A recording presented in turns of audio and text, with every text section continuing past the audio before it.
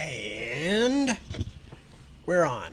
Hello, good evening, good morning, good afternoon, good whatever part of the day that it is in whatever part of the world you happen to be. I'm Tad, I'm still Tad. I'm always Tad. I wake up every damn day and I'm still Tad despite all of my prayers and hopes and wishes. I hope that you two are still who you were when you went to bed the night before. Whether you want to be or not, it's a lot easier to stay consistent, trust me. Anyway, good to see you. Good to be here. What a week, huh? The crazy stuff in Eastern Europe still goes on. The crazy stuff in the rest of the world still goes on. The crazy stuff in my house, not so bad. Just the usual, hunkered down, doing lots of work, working on various projects, including, of course, the page proofs for Into the Narrow Dark, which I now have. And what that means, there's basically several steps along the way toward when getting a book ready for publication. And once you've sent the final manuscript in, that and even that there'd been several backs and forths before that, because obviously you do a first draft, you send it off to your publishers and any other readers, your editors. They get back to you with comments, etc. You amend accordingly, and then when you're finally finished with the rewrite, you send them off to the publisher again, and what you get back then is a copy edited manuscript, which I had a few weeks ago. The copy edited manuscript has been to the copy editor, in my case, the very fine Mary Louise Capes Platt, who has usually gone through the whole thing and not just noted technical problems or punctuation or syntax issues, which of course they notice and mark, but also anything else, like literally questions like, I don't get this. Why is this happening here? Wouldn't this be such and such, which is very useful. And it's one of the reasons, one of the many reasons why any writer who fights back too hard against being edited and copy edited and such, I think is being kind of stupid. They are cutting off their own nose to spite their face, because many is the time that my editor or my copy editor have pointed out something that seems to them to be very obvious that they can't figure out. And I look at it and go, oh yeah, that's totally left in from an earlier part of the manuscript that I didn't even realize didn't need, that doesn't need to be there. That's completely confusing. They're right, and chop it out or whatever, that kind of thing. Especially when you're writing really long, complicated books with many, many storylines and different timelines and all that stuff. It's extremely useful to have an outside person, especially a smart one, look at it and say, I don't get this. What's going on here? So anyway, so that's the copy editing stage, and that was a few weeks back, and I went through that and listened to the copy editor's suggestions, and in most cases, almost all cases, took them. And then it went back to the publishers again, and it was typeset. Typesetting these days is obviously not what it used to be when I first got into the business. Typesetting was literally setting movable type, just like they do in newspaper offices or in newspaper, companies or whatever. They would literally take little rows of lead type and press them into, bars, and then so they can print the pages, and then they run off a copy of it. Now, these days it's all done, needless to say, by computers. But it's still the same basic process for the writer, which is you get back a typeset copy that is based on the copy edited manuscript. And when you get it back, then it looks like it's going to look as pages in the book itself. And not only is this another stage where you have to go through it and check for any errors that have crept in or that you missed in the copy editing phase, but also things look different when they're on a page and they're in their final, typeset form. Sometimes, for instance, you'll find that something ends at the end of a page and it's confusing because the transition to the next page hasn't been properly, the transition to the next section of the story hasn't been properly marked because it happened at the end of a page, or, there's all kinds of things like that. And sometimes, the margins will go weird or whatever. So you have to go back through the whole thing. This is one of the reasons why in the past when people used to say to me, "Well, don't you ever read your own books?" And I would go like, "Oh my Lord, no." Not after having, been through it like 5 times in 3 months. No, the last thing you want to do is reread it. Of course, that changed with the decision to write more books in the Ustinard universe. I had to literally go back and reread the books again, which was a whole other set of things. Which, when I finish the whole story, I'll probably do a post mortem on the experience and talk about what that was like to go back to my earlier work and to try and expand upon it and things like that. But what is happening is I am now going through those proofs, and when I am done with them, and have included the front matter, which is things like dedications, acknowledgments, and in the case of my long books, it means I also have to write a synopsis of the previous volume. Although occasionally I'm able to farm that out to some kindly volunteers, but this time I've actually already written it. Then you send all that stuff back, and then it finally goes to press, and that's where I am. So in my mind, I'm working on Navigator's Children, but on paper, I'm working on Into the Narrow Dark, and I'm also working on a couple of other projects that there's no point in mentioning right now. So that's where I'm at. The household itself is pretty much like it always is. Oops, there she is. Coco the gorilla is still sitting there wearing a bowler hat. And the office, as you can see, is still a god-awful mess, but that's okay. I'll get to that sometime after I finish Navigator's Children. I will make some order out of this chaos. You can't see it, but I actually did. That closet right over there where the printer is was a complete house of horrors, and I actually did go through that whole thing and clean it out. But there's not really a huge amount of to see in terms of the difference. But I am moving forward slowly but surely, because God knows we're all living in hideous clutter after the last 2 years of pandemic. Anyway, so that's basically where it's at here. Family is all pretty well. I went over, it was my mom's birthday last week. So I went over to see her and my dad, who had been recently in the hospital and is out again now. And that was very good. I'm very fortunate to have my parents still with me. So that was a great pleasure. And other than that, kids are doing kid things, which is mostly staying active in the midst of all this other stuff, whether with school stuff or other things. A lot of gaming, not surprisingly. And Deb is working on her stuff, as always, which for her these days is primarily fabric work of different kinds. She's gotten very involved in knitting, and not just knitting, but knitting culture and the knitting world, because, as always with my wife, when she attacks something, she attacks it pretty much like the Janissaries of the old the old Ottoman army. She's like out in the front lines and cutting a swath through whatever she's doing. So she's very deep into fabric and knitting culture right now. And I'm just working, and that's all. That's sadly that's what's going on. Although I open to the idea of doing something else if I can find something else to do, but unfortunately I still have to make a living. Not unfortunately. I mean, I'm very lucky. I make a living doing something I love doing. So, no complaints. Anyway, let me check in and see who has popped in this evening, this morning, as it is for many of you, and see who's here. And there's Ronnie. Hello, Ronnie. Good morning to you. Mr. Unangst.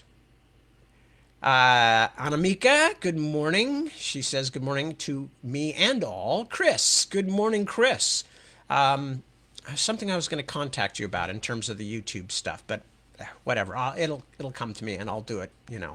Some other method than talking to you in the middle of a live reading. Mark, checking in from Yorkshire. Good morning to you, Mark. Good to see you. Holger, good evening, and good to hear from Waldesruhe.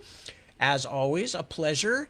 Hazel, there's my mom-in-law. Good morning, sweetie. Yes, we're all doing fine. Your daughter is sleeping the sleep of the just upstairs while I am downstairs doing this, and we're all basically well. And as usual, we miss you. Kristen, hello. Good to see you. A pleasure as always. And oh, Chris has finished up with his thing. So hello, Chris. I will contact you. So Jennifer, hello. Good to see you. Andre, good to see you too. Good morning. Iris, a pleasure as always. Ilva, good morning. Oh, looking fab. Well, that's very kind of you to say. Yes, I am wearing a purple shirt. I just thought, I got to put on something decent for the people. I mean, I have to show some effort, especially since I didn't shave or anything. So, it may be a halfway measure, but it's a measure, right? It's something. I'm showing you how much I think of you, that I actually get up and go through my closet and find something clean to put on, which in the middle of a pandemic, I have to tell you, is a real indicator of my devotion. So be aware. Anyway, hi, Ilva. Good to see you.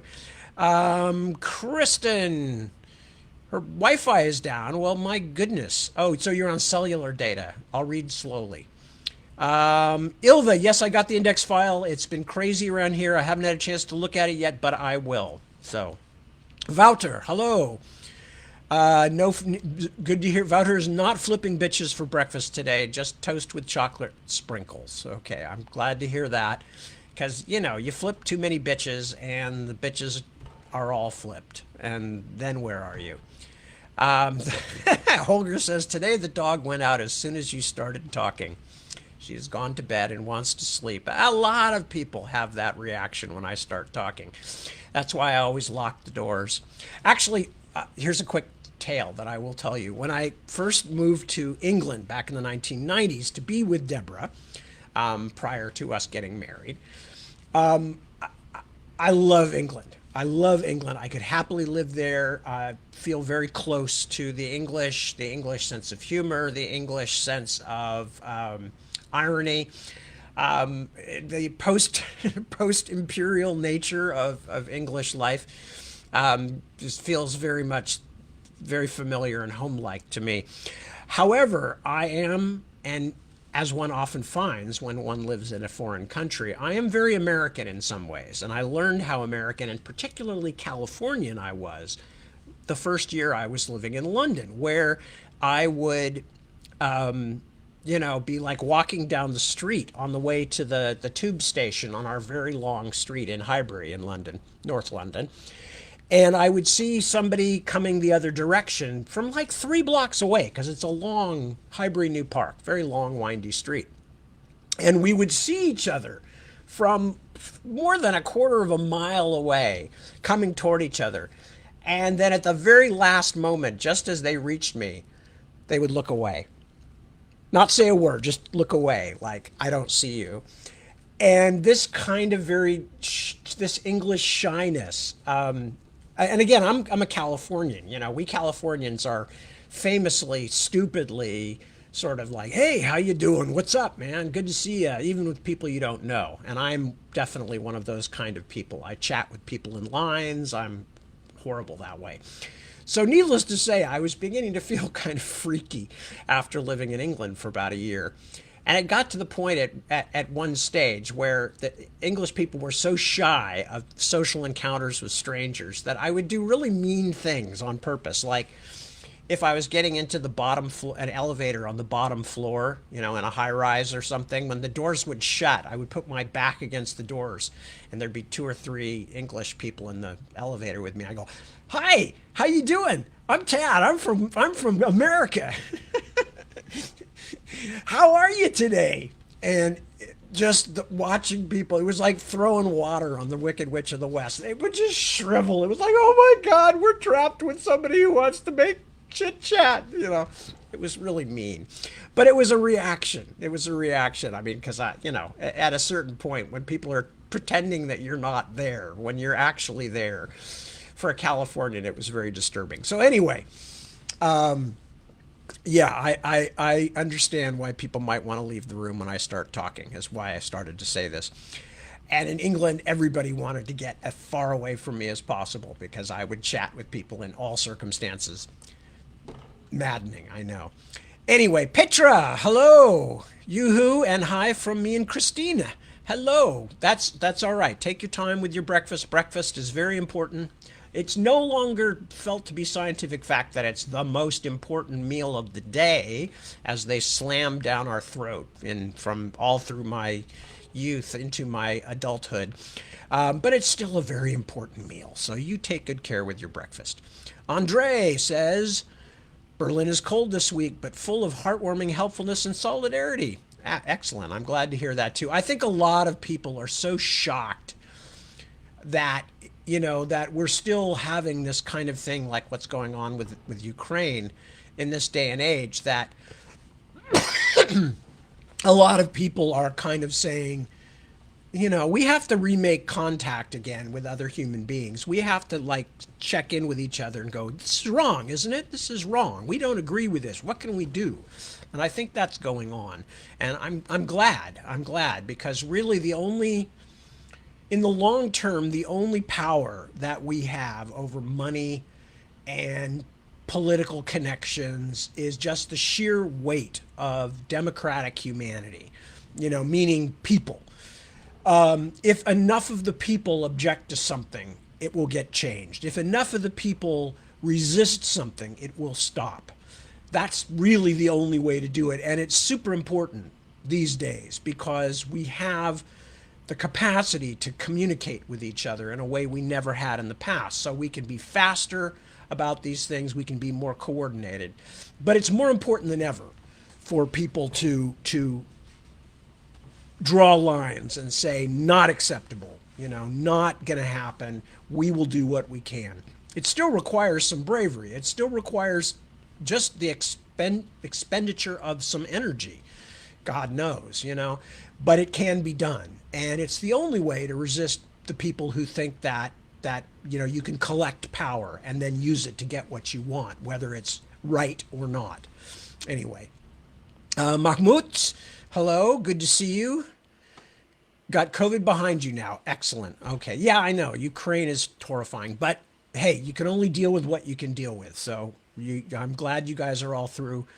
Mahmoud's whole family went down with COVID, but fortunately not too awful a case. So I'm very glad to hear that.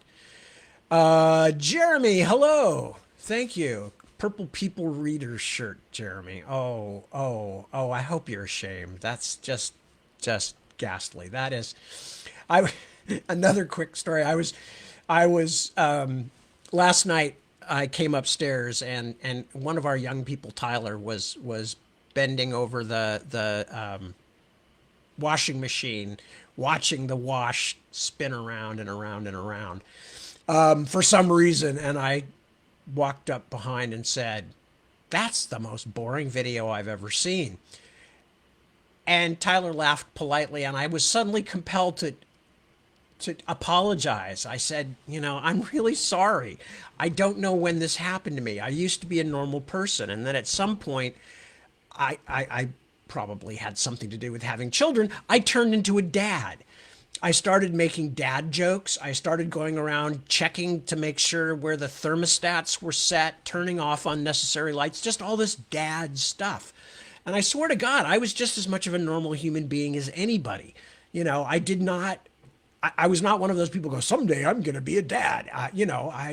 But it happened.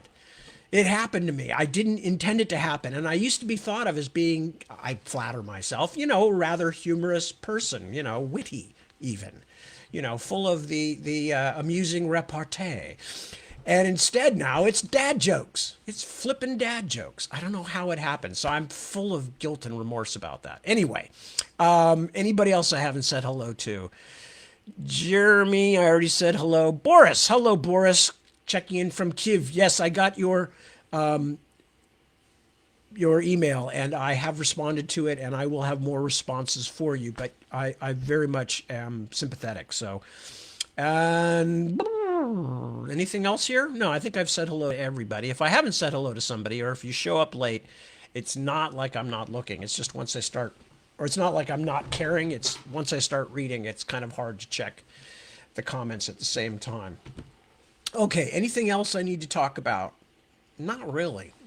If I think of anything, I'll just stop in the middle of everything and tell you, because that's the kind of self-indulgent motor mouth that I am. Okay. All right. So last we saw Rini. This is for those, you guys all know what we're reading here. Rini, Kabu, and Martine have made their way into Treehouse. And within Treehouse, they have finally tracked down the late Dr. Susan Van Bleek's old hacking crony, Singh, Singh, Singh. It's a Sikh, very common Sikh name. It means lion. It's actually the same root as where Singapore comes from. So it's originally a word meaning lion. So it's a very common name among Sikh people. And by the way, and I'll just mention this quickly, the character Blue Dog Anchorite, which is his hacker name, is one of the few people I've ever written into one of my books who's actually based on a real person. He's based on this friend of ours, who is a quite amazing character who we love dearly. So now I've made him South African in this, and I'm not even bothering to try and do a good South African accent because I've just run out of time to try and figure these things all out. But that's what they're doing. They've tracked this guy down, and they're trying to find out what Susan Van Bleek, why she would have sent them to him, and what he may know about Atasco, which is this other thing that has come up since they started studying this little picture of the Golden City that was given to Rini and Kabu when they were in Mr. J's. So that's where we are, and that's where I'm going to continue from. And I hope that all made sense.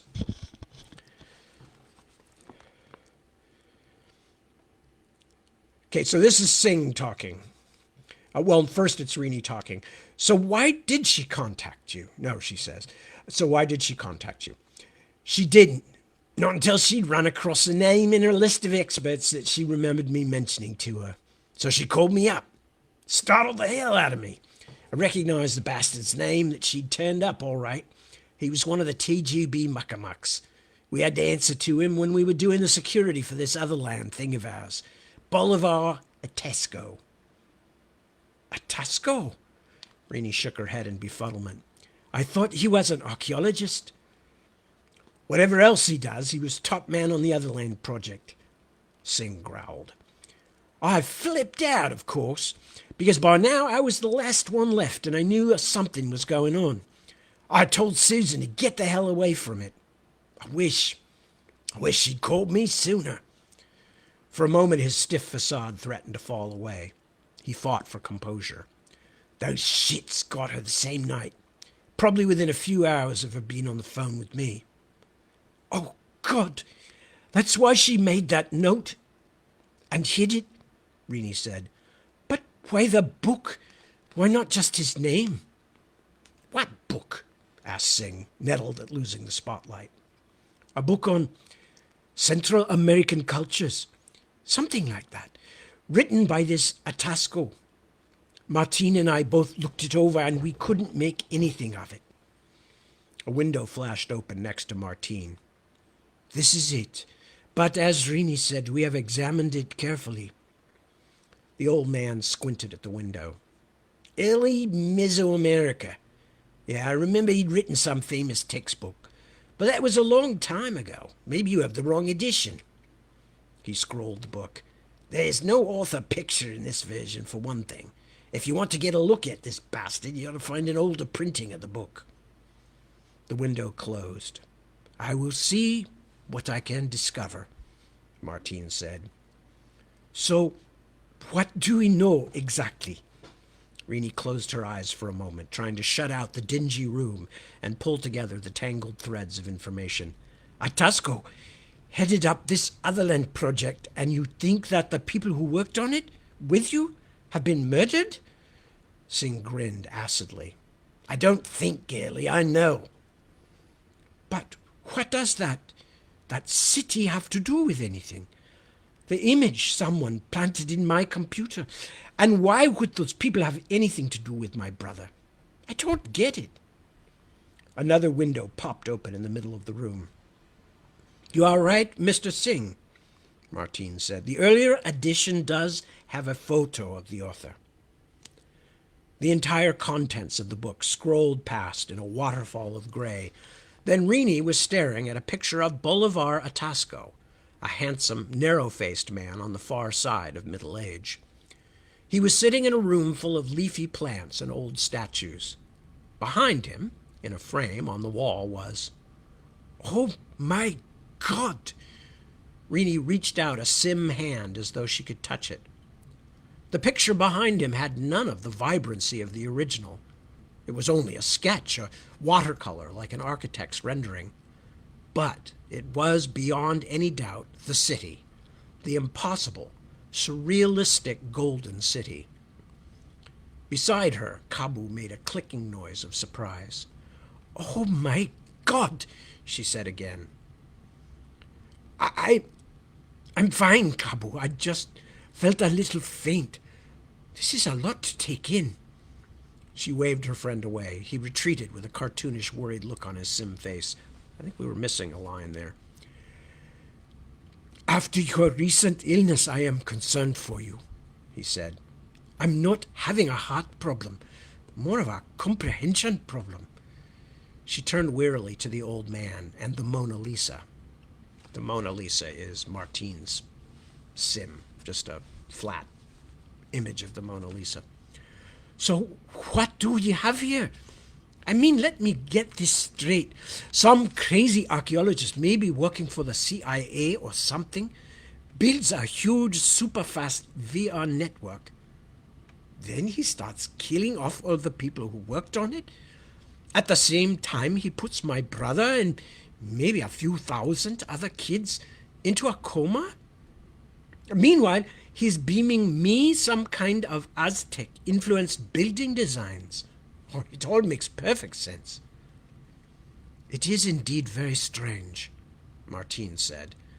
"But there must be a pattern." "Tell me when you figure it out," Rini replied. "Why? Why is this man sending me pictures of an imaginary city? Is this supposed to be a warning to back off? If so, it's the most damned obscure warning I can imagine. And I can believe, just barely, that there could be some project this TGB group or whatever their name is wants to keep hidden, even to the point of killing off a bunch of old programmers. But what does that have to do with my brother Stephen? He's lying unconscious in a hospital bed. I almost wound up the same thanks to some bizarre horror movie with too many arms, but I'll just leave that out for now to keep things simple." She snorted in disgust, the giddiness of fatigue threatening to overwhelm her. "What in the name of heaven does my Stephen have to do with an international plot?" She turned on Martine, who had been silent for some time. "And what do you know about all this? You've heard of Otherland before. What do you know about these people?" "I know almost nothing," the Frenchwoman said. "But Mr. Singh's story, combined with yours, makes me feel certain that there are larger concerns here, shapes that we have not fully understood." Rini remembered Kabu's borrowed phrase, "a rough beast." The little man met her eye, but the cut-rate sim kept his expression inscrutable. "Which means?" she asked Martine. The Mona Lisa sighed, a fluting of breath out of keeping with the painted expression. "I have no answers to your questions, Rini, only information that raises perhaps more questions. The TGB Mr. Singh mentions is known to me, although I did not know before they were involved with Otherland. They call themselves the Grail Brotherhood, or sometimes simply the Brotherhood, although the group is reputed to have female members. There is no positive proof that the group even exists, but I have heard of it too many times from sources I trust. They are a very disparate collection. Academics like Atasco, financiers, politicians. They are rumored to have other members of an even more unsavory nature. I know nothing about them for certain, except that they are a magnet for, how do you say it, theories of conspiracy. They are like the Bilderbergers or the Illuminati or the Masons. There are people who blame them every time the Chinese dollar drops or a hurricane disrupts land service in the Caribbean. But what could they want with children? I have no idea. This was the longest speech Rini had ever heard Martine make. Could they be pedophiles or something? They seem to be going to a great deal of trouble without actually laying their hands on any children, Martine pointed out. Surely rich and powerful people would not expend so much energy when they could procure victims much more simply. More likely, it seems to me that they are trying to frighten these children away from something important, and the illness is an accident, a byproduct. Organs, said Singh. What does that mean? Rini stared at him. Rich people can have lousy health too, the old man said. Believe me, when you get to my age, you think a lot about what you could do with a couple of new lungs or kidneys. Maybe it's some kind of organ harvesting thing. That would explain why they don't want to hurt them. Just put them in comas. Rini felt a cold pang, then a sense of helpless, scalded outrage. Could it be? Her brother, her almost baby? But that doesn't make any sense. Even if these children eventually die, the families still have to say the organs can be used. And hospitals don't just sell them to the highest bidder. The old man's laugh was unpleasant. You have a young person's faith in the medical establishment, girl. She shook her head, giving up. Maybe they can bribe the doctors, get the organs. But what does that have to do with your friends and what they worked on, this Otherland? She turned and pointed to early Mesoamerica still hanging in the middle of Singh's room. And why would Atasco, the organ robber, send me a picture of this place?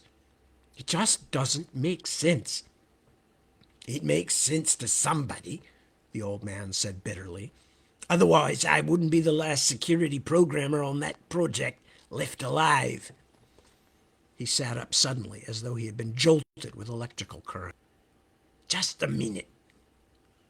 He remained silent for long moments as the others watched him, wondering. Yes, he said at last, speaking to someone not present. Well, that's interesting, all right. Send me the information. Who are you talking to? Rini asked. Some of my fellow treehouse residents, the security committee. Hold on. He went silent again, listening, then with a few terse sentences ended the conversation. Apparently someone's been snooping around asking about Melchior, he explained. That was a handle for me and Felton, the one who had the so-called heart attack in the underground. We used it for some gear contracts, stuff like that. These people came into the programming meeting and started asking for Melchior. Pretty arrogant of them, walking right into Treehouse that way. Anyway, the programmers jumped on them. Rini felt her skin bump into gooseflesh at the thought of their faceless enemies so close. Them? There were two. I'm getting a snapshot of them now. See, I'd posted a general message that anyone asking about any of my colleagues on the Otherland project should be viewed with extreme suspicion and interrogated if possible. Kabu put his hands on his thighs and stood. But they have escaped? Yes, but we'll have lots to work with. How they got in, their aliases, things like that. You seem pretty calm, Rini told him. These are the people who killed your friends, killed Susan. They're dangerous. Singh raised a tufted eyebrow and grinned. Back in RL, they may be dangerous as hell, but Treehouse is ours. When you come here, you play by our rules. Here comes the picture. Two hefty figures popped into view in the middle of Singh's cot, the single moment snapshot magnified until it took up most of the space in the room. The two Sims hovered side by side in midair, one of them apparently frozen in the act of talking. One was fairly nondescript, but the speaker was dressed in furs and skins as though he had stepped out of some low-budget Netflix. "We have seen these people before," said Kabu. Rini stared, appalled and fascinated, at the broad-muscled bodies. "Yes, we have. It was in the first place you brought us," she told Martine. "Your friend thought they needed fashion help. Remember?" She frowned. "I suppose it's impossible to be conspicuous in a place like this, but he—" She fought back a smirk, indicating the mustachioed barbarian. "He still has been pushing his luck. I mean, it looks like the kind of sim one of my little brother's friends would wear for some online game." The thought of Stephen sobered her, obliterating her small moment of amusement. "We'll know more about them soon," Singh said. "I wish that lot at the meeting had been a little more low-key, though. It would have been nice to find out more about what they wanted before letting them know we were onto them. But that's engineering types for you, subtle as a flying mallet." "So we add this into the mix," Rini said. "All this other crazy stuff, then they send in a couple of spies who look like something out of one of those kiddie interactives. Borak, Master of the Stone Age or whatever." "Makes sense for spies coming to Treehouse," Singh said blithely. "Everybody's a freak here. I'm telling you, I worked for that Atasco guy, and he was no fool. Slick as snail snot." He held up his hand, listening again to an inaudible voice. "That's something," he said. "Yeah, round them up. I'll come and talk to them when I'm finished here." He turned his attention back to the room. "Apparently these guys were hanging around with some of the Culture Club kids, so we might get some information from them. Talking to those kids is like talking to static, though." Kabu, who had been examining the flash-frozen intruders, floated back toward Rini. "What should we do now?" "We can try to find out more about Otherland," Martine offered. "I fear that they have been as careful with information as they were with other forms of security. But we may be able to—" "You can do whatever you want," Singh said, interrupting her. "But I'll tell you what I'm going to do. I'm going to go and find the bastards." Rini stared at him. "What do you mean?" "Just what I said. These people think they can hide behind their money and their fortress houses and their corporations. Most of all, they think they can hide in their expensive network. But I helped build that damn network, and I'm betting I can get back into it. Nothing like a little old-fashioned akisu to get things done. You want to take them to court or something? Go ahead. By the time you finish getting the runaround, I'd be long dead. I'm not going to wait." Rini was having trouble following him. "You mean you're going to go into this Otherland place? Is that right? Just going to bust in and have a look around, ask the people using it, 'Hey, did any of you people put a bunch of kids in comas or kill my friends?' Great plan." Singh was unconcerned. "You can do what you like, girlie. This isn't the military or anything. I'm just tipping you what I'm going to do." He paused, chewing his lip. "But I'll tell you something for free. You want to know where that city of yours is? Why it looks so real, but you can't find it anywhere in the known world? Because it's on Atasco's net." Rini was silenced. The old man's words had the feel of truth. "The mystery centers around this other land," Martine said slowly, the Da Vinci eyes focused on nothing present. "All roads seem to lead there. It is a thing. It is a place. Incredible amounts of money have been lavished on it. The best minds of 2 generations labored to build it. And it is surrounded in secrecy. What could this Grail Brotherhood want? Is it simply to harvest and sell organs? That would be dreadful enough. Or is it something larger? harder to understand. What, like they want to rule the world? Singh laughed harshly. Come on, that's the oldest and worst cliché in the books. Besides, if these people are what they seem, they already own half the world. But they're up to something, that's for damn sure. Is there a mountain in this place? Kabu asked suddenly. A great black mountain that reaches into the clouds? No one said anything, and Singh looked mildly annoyed, but Rini suddenly felt a memory, a tattered scrap of dream blow through her mind on a chill wind. A black mountain. Her dream, too. Maybe Martine was right. Maybe all roads did lead to this Otherland. And if Singh was the only person who could get her inside... If you did hack in, she said out loud, could you take other people in with you? The old man raised an eyebrow. You talking about yourself? You want to come with me? I said this wasn't the military, but if I'm doing the work, then I am definitely the general. Could you live with that Shaka Zulu? I think so.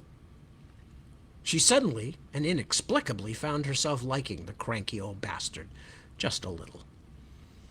But I've got no decent equipment. I won't even be able to use this stuff anymore. She gestured at her sim. I've just been suspended from my job over all this. You have your pad and your goggles, Rini, Kabu reminded her. Never work. Singh waved his hand imperiously. A home system? One of those little critter-pong station boxes or something? This may take hours, days even, and that's just to get inside. Even 25 years ago, this would have been an almost impossible system to hack. God knows how they've upgraded the defenses since then. If any of you go in with me, you'll need to be ready to stay online for hours. Then, if we get through, we're going to need the best input-output equipment we can get. That city you're so impressed by is an example of the processing power they have. There'll be an incredible amount of information, and any and all of it might be important. I would offer to bring you in on one of my links, Rini, Martine said, but I doubt your pad could handle that much bandwidth. In any case, that would not solve your problem as far as being online for an extended period. Can you think of anything, Martine? I am desperate. I can't just sit back and wait to see if Singh finds anything.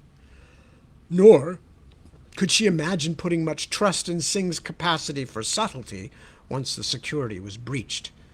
Better if she were there with him. I will consider the problem. There may be something I can do. In her hopeful gratitude, it took Rini a moment to realize that Martine seemed to be planning to join the expedition too. But before she could consider this, a swarm of tiny yellow monkeys abruptly popped into existence in the middle of the room, spinning like a cartoon tornado. Whee! One of them shouted. Wicked tribe! Ruling tribe! Whooping, they swirled like autumn leaves. Good God, get out of here, you kids! Shouted Singh. You want to see us, upper dog? Want to see? Here are we! They swirled toward the snapshot of the two intruders, who still floated like parade blimps at the center of the Elcott. One of the monkeys looped out of the banana-colored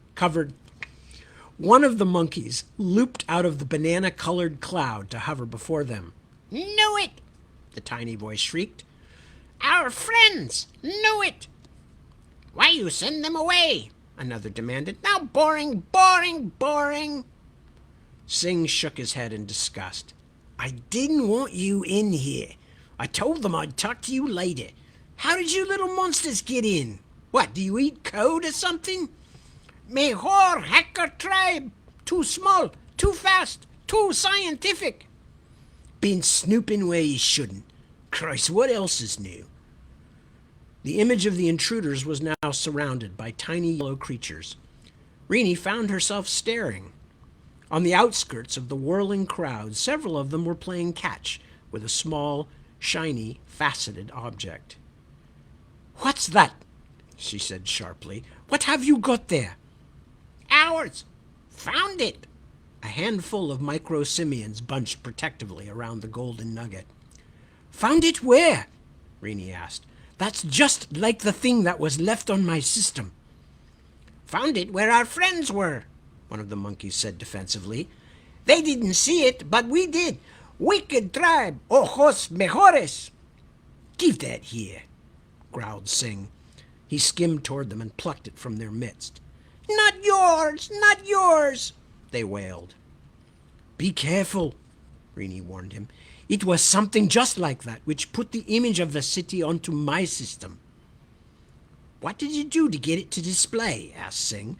But before she could answer him, the gem-like object pulsed light, then vanished in a sudden white flare. For an instant, Rini could not see it all.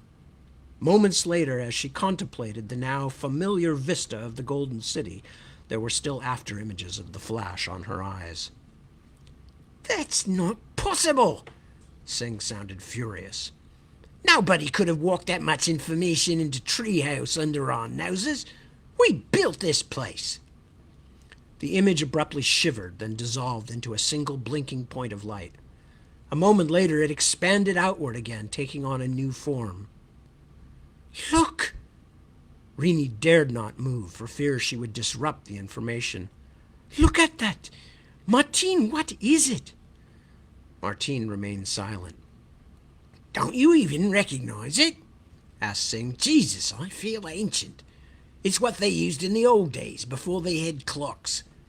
It's an hourglass. Everyone watched as the sand flowed swiftly through the narrow neck. Even the wicked tribe hung, motionless and rapt.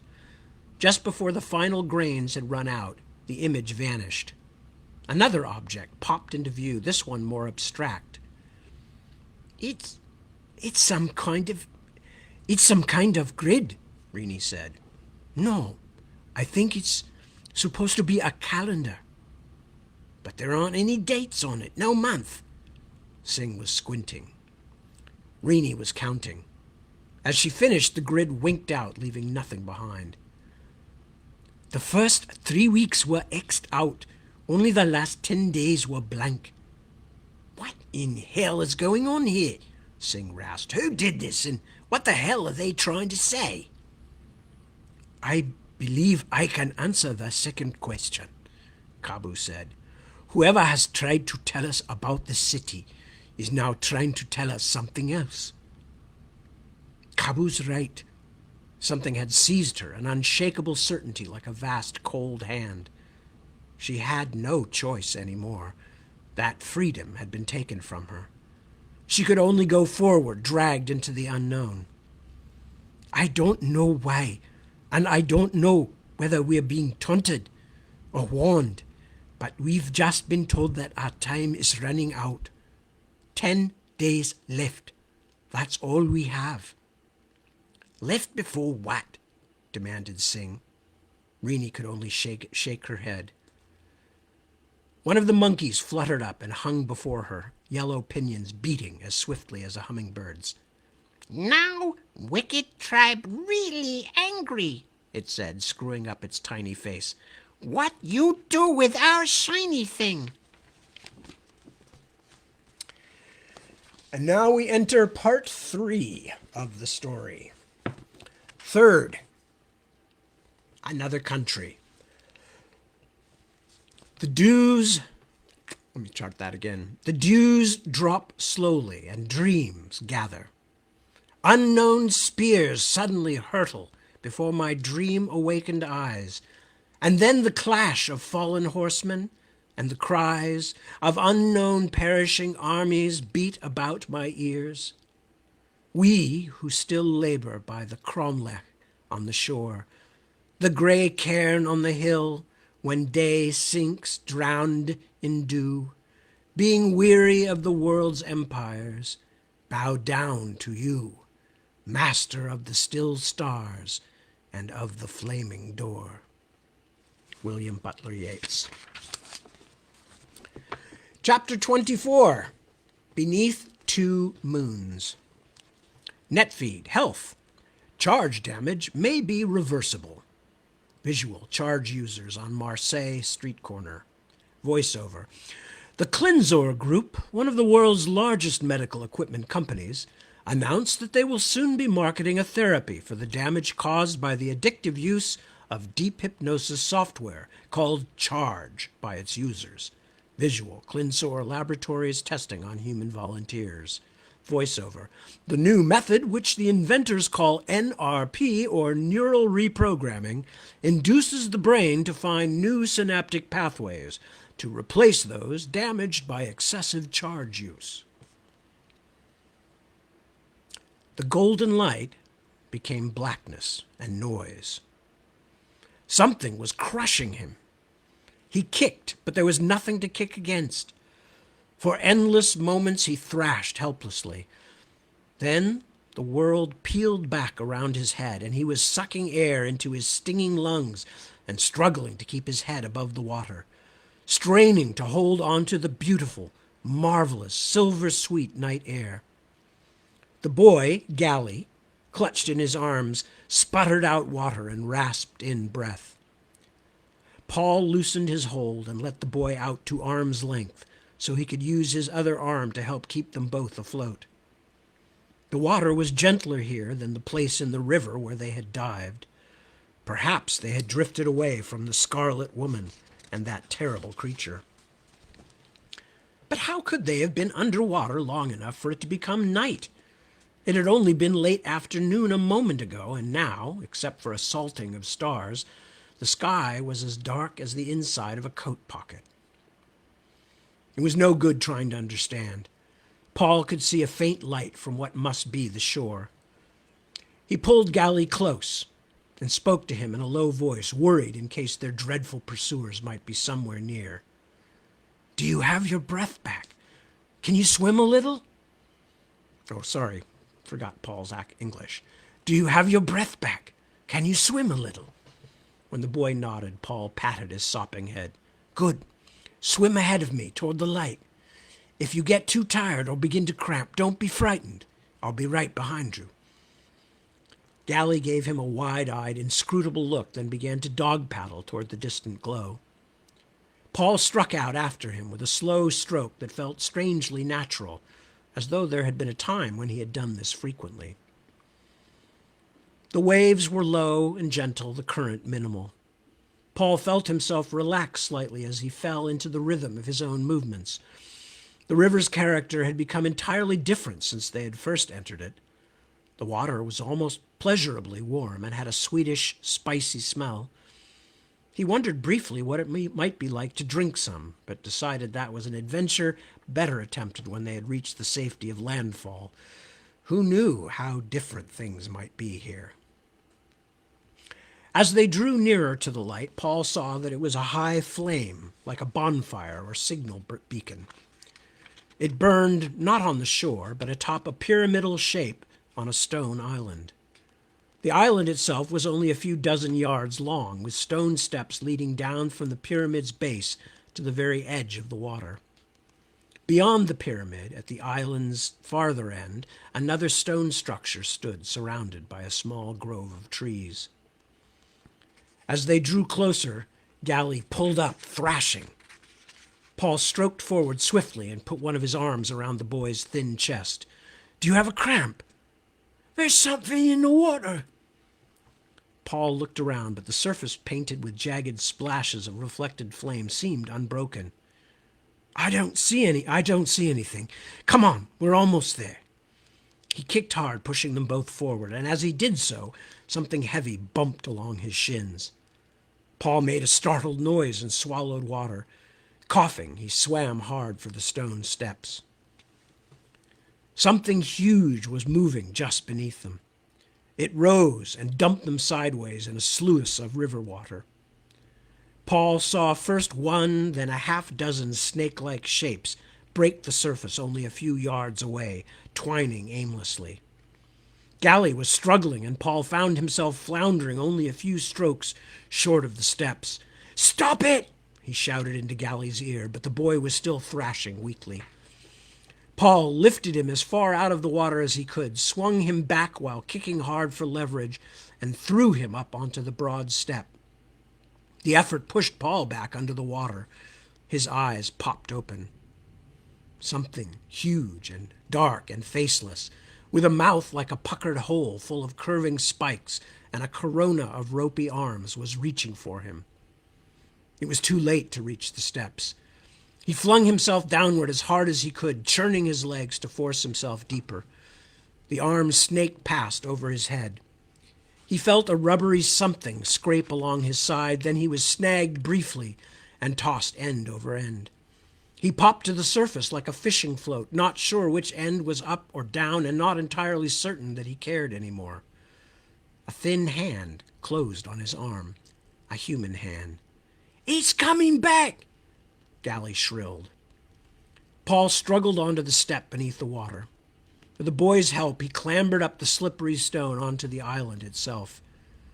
As his feet left the water, a shiny black shape lashed out at him, slapping on the stone a yard away. It slid back into the water, pushing waves a yard high onto the stairs. Paul clambered up the steps onto the platform at the base of the small pyramid. He put his back against the lowest layer of square stones and sat, clutching his knees until his shivering slowed. "I'm cold," Gally said at last. Paul stood on shaky legs, then reached down to help the boy. "Let's go look there, where the trees are." A tiled path led from the pyramid to the grove. Paul absently noted the design passing beneath their feet, an intricate braided swirl that seemed somehow familiar. He grimaced. There were so few things he could remember clearly. And where was he now? The trees that ringed the clearing had long silver leaves which hissed softly as the wind rubbed them together. At the center, on a small grassy mound, stood a small stone building, open on one side. Only a little light from the beacon atop the pyramid leaked through the silver trees, but it was enough for Paul to see that the building, like the rest of the island, was empty. They moved closer and found a stone table inside the building, piled high with fruits and conical light loaves of bread. The bread was soft and fresh. Before Paul could stop him, Gally had torn off a piece and stuffed it in his mouth. Paul hesitated only a moment before joining him. They ate several of the fruits as well, tearing open the tough skins to get to the sweet pulp inside. With juice on their fingers and chins, they sat down against the cool tiles of the building's interior wall and enjoyed a satiated silence. "I'm very tired," Paul said at last, but the boy was not listening. Gally had already fallen into one of his deep, death-like sleeps, curled up like a rabbit near Paul's leg. Paul struggled to stay awake as long as he could, feeling that the boy deserved protection, but weariness overcame him at last. By the way, we may go a couple of minutes past the top of the hour just to get to a good stopping place here, but it'll be soon. The first thing Paul saw when he started awake was the reassuring shape of the moon high in the sky. When he noted its strangely uneven silhouette, it lost some of its power to reassure. Then he saw the second moon. The noise that had awakened him was growing louder. It was music, clear and unquestionable, a melodic chanting in a language he didn't recognize. He put his hand over Gally's mouth and gently shook him awake. When the boy understood what was going on, Paul released him. They peered out of the building and saw a long, flat boat sliding past the island, ablaze with torches. There were figures at the railing, but Paul could not make them out through the trees. He led Gally out of the sheltering stone and into the grove itself, which seemed a better place to hide. Crouching behind one of the silver-leafed trees, they watched the front end of the boat drift to a halt at the pyramid end of the island. A squat but agile figure leaped off and made the boat fast, then turned from side to side, face held high as though sniffing the wind. For a moment, Paul could see it clearly by the beacon's flame, and what he saw made him flinch. The creature's shiny skin and long snouted face were more beast-like than human. Other shapes clambered off the boat onto the pyramid's base, blades glinting in their hands.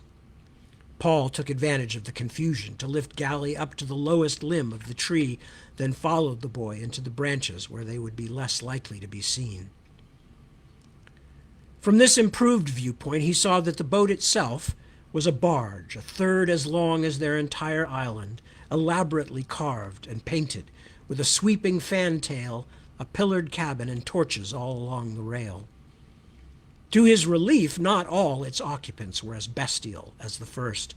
The snouted one and his fellows seemed to be the crew. The others, now stepping onto the island, though very tall, seemed otherwise manlike. They wore armor and carried long pikes or curved swords. After a brief look around, they seemed unusually alert for such a large armed group on such a small island, he thought. Those who had debarked first turned and signaled to their companions on board. Paul leaned forward for a better view through the leaves. When the occupant of the cabin stepped out, he almost fell from his perch. She was almost as tall as the soldiers, and stunningly beautiful, despite what even by moonlight seemed an odd azure cast to her skin. She kept her large eyes downcast, but showed a hint of defiance in the set of her shoulders and neck. Her mass of dark hair was swept up and held by a crown of glinting jewels. Most astonishingly of all, translucent wings trailed from her shoulders, paper-thin but colored like stained glass, flaring in the moonlight as she stepped from the confining cabin. But it was something else that had startled him. He knew her. Paul could not say where or when he had seen her before, but he knew this woman. The recognition as swift and complete as if he had seen his own face reflected in a looking glass. He did not know her name or anything about her, but he knew her and knew that somehow she was dear to him. And that is where we're going to stop. So, with that, I am going to pack it up for the night or the morning or the whatever. So I thank you for joining me. I urge you to do what you can for those around you, and not only in the middle of the pandemic for pandemic reasons, but for instance, Deb and I just rented an Airbnb in Kyiv that we won't be staying in. And there are things like that you can do to help people in Ukraine. But there are all kinds of ways to help people, and this is definitely a time when people need help. So I know you're all good folk, and I'll just leave you with that thought. Until tomorrow, when I will be back at 7 p.m. to continue reading Paul and Galley's adventures. They're on Mars. Until then, I will say thank you, as always, for joining me. It's a pleasure to see you all. And what can I say? Stay well. I'll see you tomorrow, or failing that, I will see you next week at the same TAD time on the same TAD channel. So, good night, good morning, and see you soon.